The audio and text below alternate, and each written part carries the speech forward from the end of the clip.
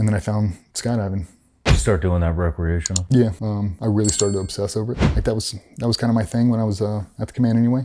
I wanted to be a breacher. That's all I wanted to be. I fucking love breaching. And the team I rolled into had a bunch of badass breachers already. They don't need another one. They need a guy to run all the air stuff. So I went way down the jump rabbit hole. And the only bad thing about that is it's so far removed from what the teams are, because it's such a civilian-dominated sport, that I started to hang out with everybody who wasn't a team guy. I'd go out on these long trips to Arizona to support courses, and I'd 400 or 500 jumps a year, and wanted to start competing, and that was so unlike me to do anything outside of work. The fact that I would go recreationally skydive, like that's what my wife said. She said, "What the fuck are you doing?" I was like, "I'm doing it for work. I'm doing it because they asked me. I don't need you to be a breacher. I need for you to be an air subject matter expert. I need for you to be the best jumper in the room." Done. If you would ask me to be a fucking dental tech, I'd be a tier 1 fucking dental tech. It didn't matter. If that's what you wanted me to do, that's what I'm gonna do. And I obsessed over it. I spent a lot of personal money and a shit ton of time out there jumping in wind tunnel, and got all my instructor certifications, and throwing out tandems and everything else. But it started to remove me from the group. I started running a bunch of solo projects, or me or 1 or 2 guys, and we'd go out there and we'd just jump. We'd go do 100 jumps in a week. I mean, we jumped. And it really started to take a toll on the family life. Like, I was gone a lot. I can remember her sick as a fucking dog, like puking over the toilet, begging me not to go on this trip. And I looked at her, no sympathy. Like, gotta go. I didn't have to go. That was a made-up trip. That was a fun trip for me. We'd have a work trip that started on Monday. I'd fly out the Friday before. And I'd get a whole weekend full of jumping with all my friends, and the work trip would start. And then I'd stay late. So I turned a 2-week trip into a 3-week trip. So was it the fun you were after, or was it just getting the fuck out of... It was getting the fuck out of Virginia Beach. It was something completely different that I didn't have to answer to anybody for. It was my own. Completely separate group of friends who didn't know me. They didn't give a shit about my background. I mean, they knew. They didn't ask. They didn't care about the politics. They didn't care about what happened overseas. They liked me for me, and they liked skydiving. And I used that as an outlet. But I really used it to just separate myself from my family. And I threw up another wall. Like, I had my Virginia Beach life, and I had my jump life. And I'm just running straight this way. And she hated it. I mean, she begged me. She begged me. Stop going. Stop jumping, stop doing this, stop doing that, and I wouldn't. I couldn't. I was so addicted to it. And it wasn't even the jumping itself, it was just escaping reality. When I'm flying around, when I'm jumping these super small parachutes and doing whatever, I'm escaping reality. My reality is I am fucking miserable, and I am waiting to die. And I'm just unhappy. I don't have any justification for it. I can't make rhyme or reason, but if I say anything, they're definitely gonna kick me out of here. So I'm gonna suffer in silence, and I'm gonna run this fucking thing until the wheels fall off. That's what I did. I ran it all the way. What was the wake-up call? Was it the accident? I went down to Florida, me and my shooting buddy, and a couple other guys. We were doing a civilian skydive trip. It's like a big camp. It's a certain type of free flying we were doing, and it was amazing, a great time. But I was so broken from everything else, things you just don't realize. So we're on the first day of the jump trip, and we're flying in a formation. It's called upright. Basically, you're standing and you're flying across the sky on 2 feet, flying that way. And you have to lean back with your arm as far as you can. You have to press down into the relative wind to get the throw to launch you forward. So it's understanding all the details and everything else. It's trick flying, but it's fun. You build a lot of speed.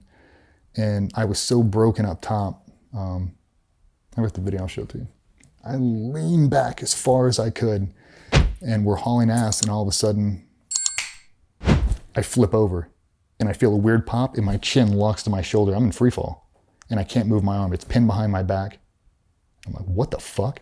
I roll over, and I start to track away to try to get away from the group. We're probably at 7,000 feet, and we're taking it low. We exited at 14,000 feet, so we're, a little over halfway through the skydive, but that's the dangerous part. It's when we have to break away so we don't open on top of each other. And I turn, I track away, and I go to pull, and I can't pull. My hand's in a knot. It's locked up. I can't deploy. I jump a small parachute anyway, and I'm not a packet of peanuts, so I had to open up my reserve. And I open that thing up, and it's super small. And that's something you don't think about, having to land a small parachute with one hand. So I lift my arm up, and I unstow the toggle, and I loop it in here, and I'm flying super casual pattern on the way in. I come in with one hand, I land, I get up, and I've got a jumpsuit on, and my arm is paralyzed. Like it's hanging down to my hip. I don't know what the fuck is going on. But the only thing that kept coming up in my mind is they were concerned on taking Cymbalta, taking the tramadol, and 3 or 4 of the medications that I've been taking forever. And they're like, you have to stop taking that or you're going to stroke out, man. Like you'll have a fucking stroke. I thought that's what it was. I thought I had a stroke mid-free fall. I mean, like when I came down, I was pinned like this. I couldn't do shit. I couldn't lift my arm. I couldn't do anything. They couldn't get my jumpsuit off. When they did, my humeral head was down to here.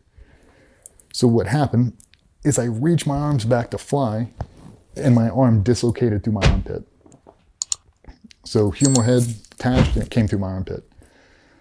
That's a very bad dislocation. It's very hard to reset, especially when a little bigger than us, probably like, bigger. And I landed on the ground and I remember standing on my hand, trying to lift up to try to pop it. It still hadn't hit my mind that my shoulder's out of socket. I've never had one dislocate like that. I've had them in and out, but not like that. My teammate's there, he's like, dude, what the fuck? I'm like, I don't know what to do. We've got an ER a mile and a half down the road. I was like, I'm going. I jump in a rental car and I drive myself right to the ER. I'm still in my jumpsuit. They go up on the next lift. They continue jumping. I check myself into the ER. I tell them what happened. And they spend 2 hours trying to get this thing back in socket. Let me preface this. I pride myself on my pain tolerance. It's world class. I can take an extraordinary amount of pain. I can. That shit, oh my God. That dude cranked on my shoulder. I was sweating. I was dry heaving. I wanted to fucking die. He was bad. And finally they gave me propofol, whatever it is, knocked me out, reset it. And they put me in a sling. He's like, hey, you gotta go back. I'm freaking out because I don't want to tell work what has happened. So now my little hamster wheel's going around. I'm like, I don't have to tell anybody about this. I'm like, we're good. I drive back out to the drop zone. I see all the instructors, all the guys. I'm like, what happened? I was like, fucking arm came out. And they're like, Jesus. And all the guys like, hey man, we'll refund you for the camp because you can't jump. The fuck are you talking about? I'm jumping. He's like, you can't jump. Your shoulder just came out of socket. I was like, I'm jumping. I'll take the rest of the day off. I'll be back tomorrow. We went out to like a food line or whatever and bought a bunch of KT tape and YouTubed it and KT taped my shoulder in place. Put on a quasi brace that we bought from, whatever. Pinned my shoulder in, just taped it. So all I could do was deploy and I could reach up and I could grab my toggles and I could steer it, which made landing very, very challenging because I jump a high performance parachute. So I really have to be able to control this thing. And I just let my ego get a hold of me. And I didn't give a fuck. I showed up the next morning. They did not want me to jump. We had a conversation and we settled on a wager. If you can do 10 pull-ups right now, I'll let you jump. And I jumped on that bar and did 10 pull-ups so fucking fast. And he went, go ahead. I put my suit back on. I went up and did a jump very gingerly, not getting real dynamic. Did a second one, did a third one, did a fourth one. And on the fourth one, I got a little cocky. And I leaned into it a little bit too much on final, bringing in the parachute, and it popped out of socket again. The exact same thing. Through the armpit, the exact same fucking way. And the instructor looked at me, because it's not common to fall on landing, not at that level. And they looked at me and gave me a weird look, and I was like, get any more fucking banana peels out here? Trying to, brush it off. And then I looked at him, I was like, hey man, like I kind of tweaked my neck on that opening. I'm just gonna sit out the rest of the day. And I walked around that DZ for an hour faking it because I was so fucking embarrassed. And I was like, yeah, guys, I think we go back to the hotel. I'll be back in an hour to pick you guys up. And I drove straight over the ER, now in civilian clothes, had changed. And I walked in, the exact same doctor is working the exact same desk and looks at me and went, "What are we gonna do you for?" I was like, "I was putting on this t-shirt, my shoulder came out. We gotta put it back in." And he looked at me and smiled, and he reached out and grabbed a blade of grass out of my ear and went, "Getting dressed out in the field, are we? Come on." Went back, knocked me out, popped it back in place. And I didn't jump the rest of that trip. I couldn't. It was so bad. And I knew how bad it was. Like the amount of pain that was going through my body was uncommon, and it couldn't be good.